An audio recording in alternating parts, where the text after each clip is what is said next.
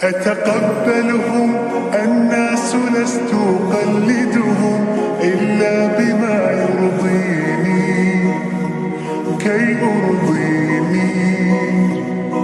سأكون أنا مثلي تماما، هذا أنا، فقناعتي تكفي.